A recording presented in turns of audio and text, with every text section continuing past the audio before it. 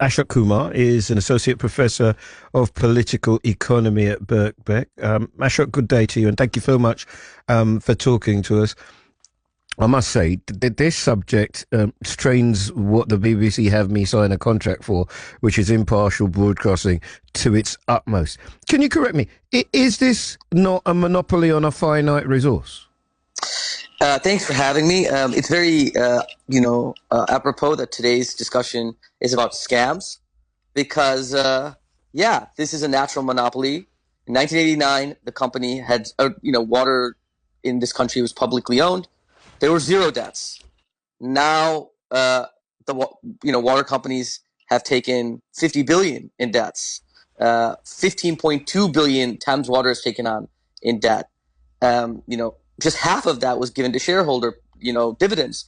So the fact that they're doing these pollution incidents, for example, isn't just because of spillover from rain. It's because none of the infrastructure has been invested in.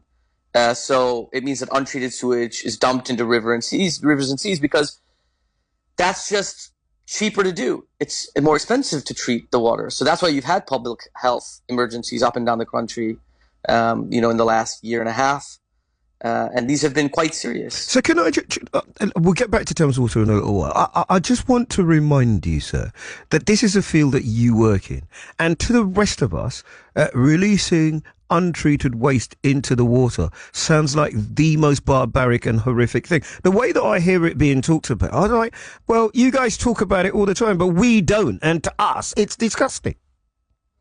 No, it is disgusting. And the way that it's become acceptable to allow for that to happen. Look, water companies have released record amount of raw sewage into the rivers and lakes and water bodies. And that's directly led to a public health emergency up and down the country, from Bromley, where hundreds of homes were told not to drink the water, to Devon, where people were hospitalized. Yes. And it's continuing to happen. What I don't understand is we've turned a new page after 14 years. We have a new government which have had a long time, let's say, sitting on the sidelines, seeing how it's gone. My memory is not right. I mean, it isn't nationalised as we understand it, you and I, but it is a form of nationalisation in terms of the rail industry. What's happened there? I haven't heard anything when it comes to water, and it feels to me like we all use it, we all need it, and that is an absolute emergency.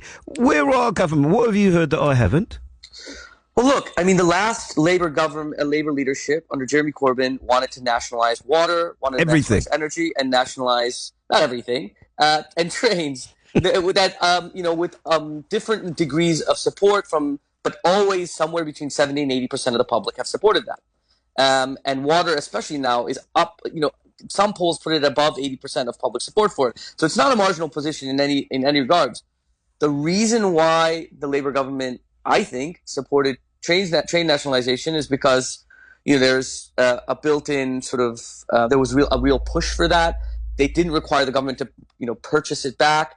But the problem is that with water companies, they could simply, rather than increasing the cost to the public to pay off these debts and then make it optimal for investment, which increases more shareholder profits in a natural monopoly, nationalize it. It's a hugely popular program. They already nationalized. It's nationalized in other countries, in other nations, and it means that you have the infrastructure being paid for, and it's not a form of really legalized corruption. There's no reason for these companies to improve infrastructure and not fleece the public. Just because it makes better radio, what's the argument against doing it? Because you and I know, if you're old as I think you are, then the idea that nationalising anything and it's some sort of kumbaya world where everybody lives happily, actually money gets wasted. It's third party, it's government owned, therefore mistakes are made. Money is wasted on nonsense. And the idea behind it being run by independent companies, that it would be streamlined, it would be efficient, it would be capitalism. So put the other argument forward for me, and let's have a think that my audience can have a think about which one they prefer. Okay, let's think about this. The argument around nationalization is often that it leads to inefficiencies, and it leads to less creative entrepreneurship, whatever you might think. That's certainly true if you look at car companies or airplane companies. Innovations might be stunted through a nationalized program.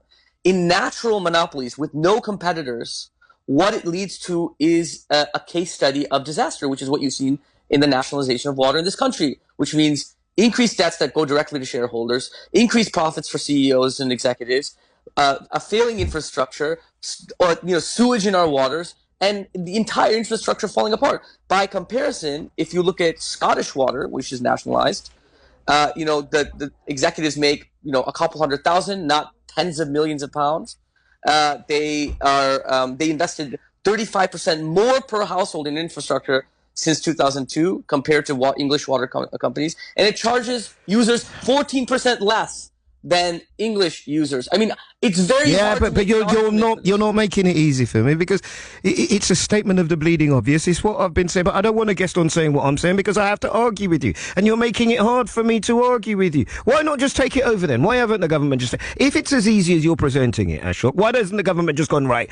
This is nonsense. How can they be earning money while getting government subsidy? Because that feels like a roast to me. It feels like both ends are getting done. So explain to me what should happen now. What's the best thing for the customer, for my listener, for the Londoner now? I'll just say it now. I've been doing these kinds of things on water for years now. I've been on panels, academic panels. I've been on shows. I've asked people in the industry and people who advocate for it, can you give me a single reason, a single thing that has been beneficial for people as a result of privatization? And none of them have given me an answer. And I'll tell you why the government hasn't done it. It's ideological. It's a wink and a nod to the City of London and to people that are invested in this, profiteers in it, saying we won't touch your profits. That's simple. That's simply what it is. That's called corruption.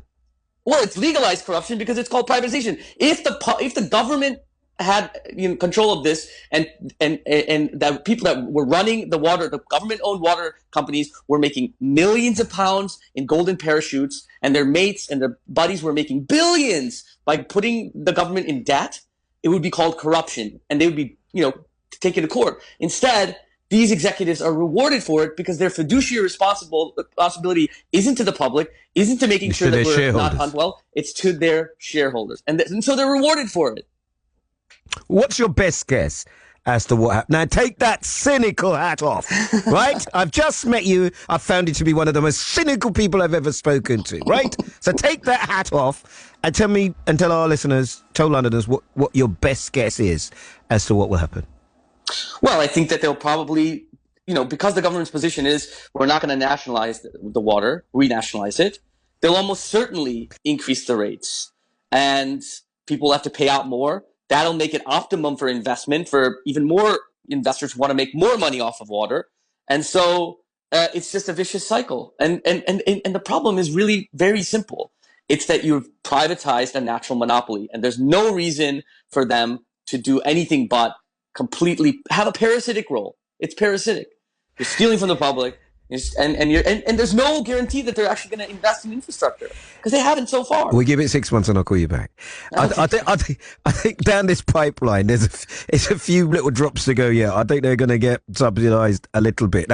Almost the evidence I've got in front of me tells me it will get to a point where what you want you'll get, but not yet.